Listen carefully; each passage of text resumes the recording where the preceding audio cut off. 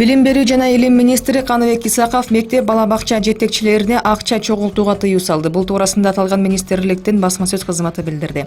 Министр Каныбек Исаков Кыргызстандагы жалпы билим берүү уюмдардын жетекчилерине, администрацияларына окуучулардан, алардын ата-энелеринен жана аларды алмаштыруучу адамдардан акча каражаттарын талап кылууга тыюу салды.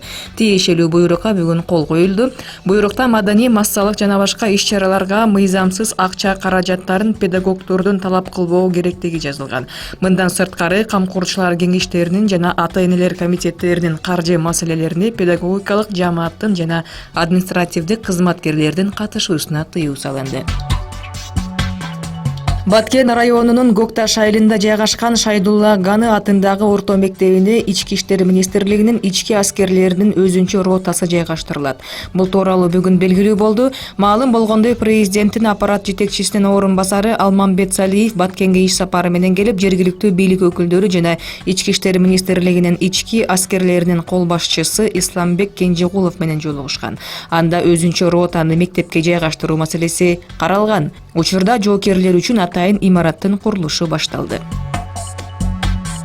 Кыргызстанда автоунаа тууралуу толук маалымат камтылган электрондук кызмат иштей баштады. Мамлекеттик каттоо кызматы кабарлагандай, электрондук кызматтар порталында К-чек деген жаңы кызмат ачылды. К-чек аркылуу автоунаа күрөөдү же камакта эмеспи, жол эрежеси бузулганы үчүн төлөнбөгөн айып пулдары жокпу, буга чейинки ээлери ким болгон, техникалык мүнөздөмөлөрү кандай деген сыяктуу суроолорго жооп алса болот. Бул үчүн портал СРС-KG сайтындагы транспорт деген бөлүмгө кирүү керек. Маалымат алуу бекер, айрыкча бул кызмат унаа сатууну же сатып алууну пландап жаткандарга чоң жардам болот, деп билдирет мамлекеттик каттоо кызматы. Ош шаарында эттин кымбаттоосу боюнча жыйын өттү. Жыйынга вице-мэрлер жана монополияга каршы жөнгө салуу мамлекеттик агенттигинин өкүлдөрү, касапчылар, фермерлер жана башка тиешелүү кызматтын өкүлдөрү катышты. Вице-мэрлер Ош шаарында эттин баасы 360-370 сомго чейин көтөрүлүшү шаардыктардын наразычылыгын жаратып жаткандыгын айтып, эт саткан ишкерлердин пикирин дагы укту. Жыйынтыгында 4-октябрдан тарта Ош шаарында эт 340 сомдон сатыла турган болду. Бул боюнча протоколдук чечим кабыл алынды.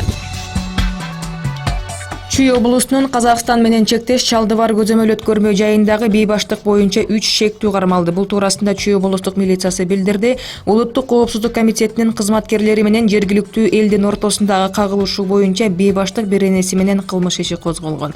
Чалдыбар айылынын 23, 26 жана 29 жаштагы 3 тургуну кармалды. Аларды 2 айга камакка алуу боюнча соттун чечими чыкты. Эске сала кетсек, 28 сентябрь күнү Казакстан менен чектеш Чалдыбар жолу көзөмөл өткөрмө жайында УКМК кызматкерлери ыкчам тергөө иштерин жүргүзүп жаткан учурда аларды жергиликтүү тургундар сабаган. Бул кагылышууну токтотуу үчүн чек арачылар асманга ок чыгарган.